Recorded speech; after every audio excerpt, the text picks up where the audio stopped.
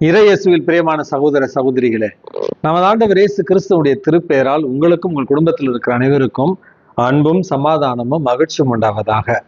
அன்பின் மிக்கவர்களே, ஜூன் மாதம் 18ஆம் தேதி தாயாம் திரு அவை 2 மறைசாட்சியருடைய நினைவு நாளைத்தான் கொண்டாடுகிறது. முதலானவர் புனித மார்க்குஸ் மற்றும் அவருடைய சகோதரர் புனித மர்ச்செல்லினியூஸ். அன்பின் மிக்கவர்களே, இவர்கள் இருவரும் திருச்சபையுடைய வரலாற்றில் 3வது நூற்றாண்டுல வாழ்ந்த இரட்டையர். இவர்கள் பணக்கார ஒரு பிரபுத்துவ குடும்பத்தில் பிறந்தாலும் இயேசுவை ஏற்றுக்கொள்கிறார்கள்.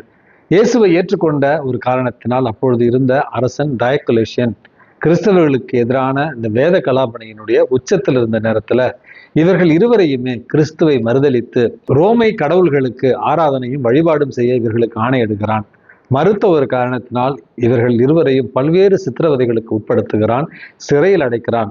சிறையில் இருந்த இவர்கள் இருவரையுமே இவர்களுடைய பெற்றோர்கள் கிறிஸ்துவை மறுதலிக்க வற்புறுத்தியும், இயேசு கிறிஸ்து மட்டுமே இந்த உலகத்தினுடைய அரசர், அவருக்கு மட்டுமே நாங்கள் கீழ்ப்படிந்து ஆராதனை செய்வோம், மற்ற மனிதர்கள் யாருக்கும் கிடையாது அப்படின்னு உறுதியாக நின்ற ஒரு காரணத்தினாலும் அப்பொழுது இந்த அரசன் டயக்லேஷியனுடைய படைத்தளபதியாக இருந்த புனித செபஸ்தியாருடைய ஆறுதல் வார்த்தைகளாலும் நம்பிக்கை ஊட்டுகிற செயல்களாலும் இவர்கள் இருவரும் கடைசி வரையில விசுவாசத்துல துணிந்து நின்று கிறிஸ்துவுக்காக தலை வெட்டப்பட்டு மறைசாட்சியாக மரித்தார்கள் என்று தான் இவர்களுடைய வாழ்க்கை வரலாற்றில் நம்ம வாசிக்கிறோம். அன்புமிக்கவர்களே, இரட்டை குழந்தைகளாக இருந்தாலும் கிறிஸ்துவின் மீது மாறாத விசுவாசத்தோடும் நம்பிக்கையோடும் வாழ்ந்து மரித்த இந்த 2 மறைசாட்சியர் நம்முடைய விசுவாசத்திற்கு இன்றைக்கு மிகப்பெரிய ஒரு ஆறுதலை தருகிறார்கள். நாமும் விசுவாசத்தில் நிலைத்து நின்று கிறிஸ்துவுக்காக சாட்சியை பகர இவர்களுடைய பரிந்துரையை இன்றைக்கு மன்றாடி ஜெபிப்போம். அன்புமிக்கவர்களே, இன்றைக்கு நமது ஆண்டவர் இயேசு கிறிஸ்து நம்முடைய வாழ்க்கையில கிறிஸ்தவ வாழ்வுக்கு மிக அடிப்படையாக இருக்கிற ஒரு மாண்பை, ஒரு மதிப்பீட்டை இன்றைக்கு நமக்கு சொல்லித் தருகிறார். இறை வேண்டல் செய்வது எப்படி, ஜெபம் செய்வது எப்படி, ஜெபம் என்றால் என்ன, எதுவெல்லாம் ஜெபம் இல்லை என்பதை பற்றின ஒரு தெளிவைத்தான் இன்றைக்கு நம்ம ஆண்டவர் இயேசு கிறிஸ்து தருகிறார். முதலில் நாம் வழக்கமாக அன்றாட வாடிக்கையாக செய்து கொண்டிருக்கிற ஒரு சில பழக்கங்கள் ஜெபம் என்று நினைத்து கொண்டிருக்கிறோம், அது ஜெபம் இல்லை என்பதை நம்ம ஆண்டவர் இயேசு கிறிஸ்து இன்றைக்கு தெளிவுரை எடுத்து தருகிறார். முதலில் நாம செய்கிற ஜெபம் என்பது நேற்று சொன்னது போல ஒரு பெர்ஃபார்மன்ஸ் கிடையாது, ஒரு நடிப்பு கிடையாது, மற்றவர்களை ஈர்ப்பதற்காகவோ மற்றவர்கள் நம்மை பற்றி பெருமையாக நினைத்து பார்ப்பார்களோ என்பதற்காக ஏறெடுப்பது ஜெபம் கிடையாது. ஜெபம் என்பது கடவுளுக்கும் நமக்கும் உள்ள ஒரு அன்பு உறவு என்பதைத்தான் முதல் செய்தியாக இன்றைக்கு நம்ம புரிந்து கொள்ள வேண்டும். ஆகவே நம்முடைய பெற்றோர்களிடத்துல நாம் அன்பு காண்பிப்பது போல நடிக்க வேண்டிய அவசியம் இல்லை, அல்லது பெற்றோர்கள் பிள்ளைகளிடத்துல மற்றவர்கள் பார்த்து மெச்ச வேண்டும் என்பதற்காக நடிக்க வேண்டிய அவசியம் இல்லை. இது உண்மையான அன்பு உறவா இருந்தால் இதயத்திற்கும் இதயத்திற்குமான ஒரு மொழி என்பதை இன்றைக்கு நம்ம புரிந்து கொள்ள வேண்டும். முதல் செய்தி.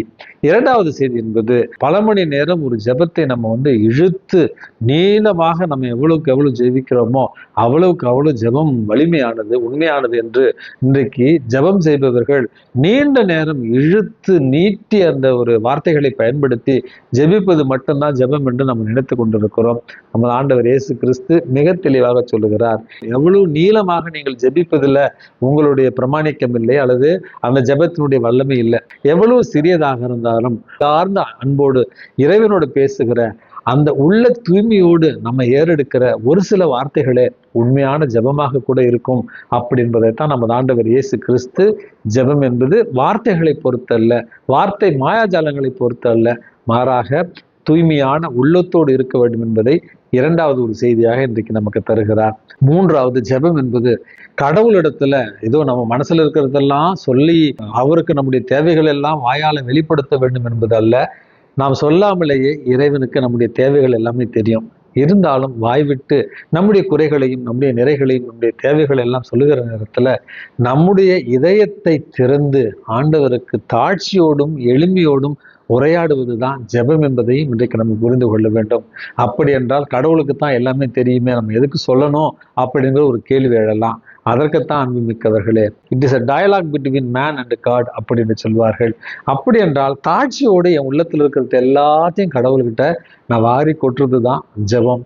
அதனால கடவுளுக்கு கொடுக்கிற செய்திகள் அல்ல ஜெபம், மாறாக நம்முடைய இதயத்தை தாட்சியோடும் எளிமையோடும் உண்மையோடு கடவுளுக்கு திறந்து காண்பிப்பது என்பதுதான் ஜெபம் என்பதையும் இன்றைக்கு மூன்றாவது செய்தியாக இன்றைக்கு புரிந்து கொள்ள வேண்டும். அப்படி என்றால் எப்படி ஜெபிப்பது, அதற்கான ஒரு மாதிரி, ஒரு அழகான ஒரு எடுத்துக்காட்டான ஒரு ஜெபத்தை நமது ஆண்டவர் இயேசு கிறிஸ்து இன்றைக்கு தந்திருக்கிறார்.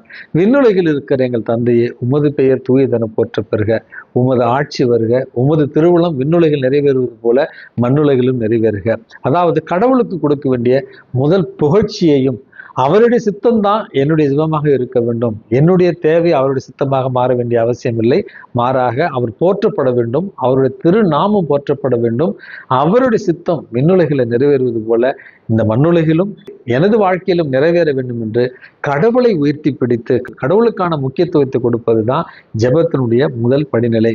எங்கள் அன்றாட உணவை இன்று எங்களுக்கு தாரும். அன்பு மிக்கவர்களே, மன்னா என்பது அன்றாடம் பொழியப்பட்டது.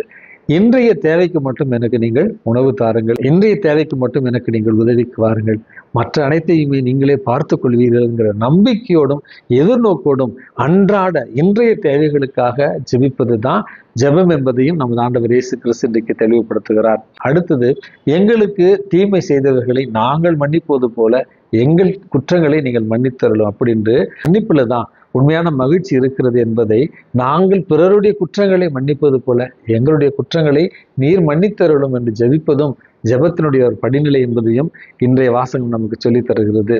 சோதனை, தீமை இவை அனைத்திலிருந்தும் எங்களை காத்தருளும், பாவத்தில் விழாதபடி எங்களை ஒவ்வொரு நாளும் வழிநடத்தும் என்பதுதான் இன்றைய நற்செய்தி வாசகத்துல இறைவன் நமக்கு சொல்லித் தருகிற ஜெபத்தினுடைய ஒரு படிநிலை. ஆகவே அன்புமிக்கவர்களே, ஆடம்பரம் இல்லாத, வெளிவேடம் இல்லாத நீண்ட நெடிய ஜெபங்களுக்கு பதிலாக உள்ளார்ந்த அன்போடு நம்முடைய இதய கதவுகளை இறைவனுக்கு தாட்சியோடும் பணிவோடும் தூய்மையோடும் எடுத்து காட்டுவோம். இறை ஆசிரியரை ஒவ்வொரு நாளும் பெற்றுக்கொள்வோம். எல்லாம் வல்ல இறைவன், தந்தை, மகன், தூய ஆவி உங்களை உங்கள் குடும்பத்தில் இருக்கிற அனைவரையும் நிறைவாக ஆசீர்வதித்து பாதுகாத்து வழி நடத்துவாராக. ஆமென்.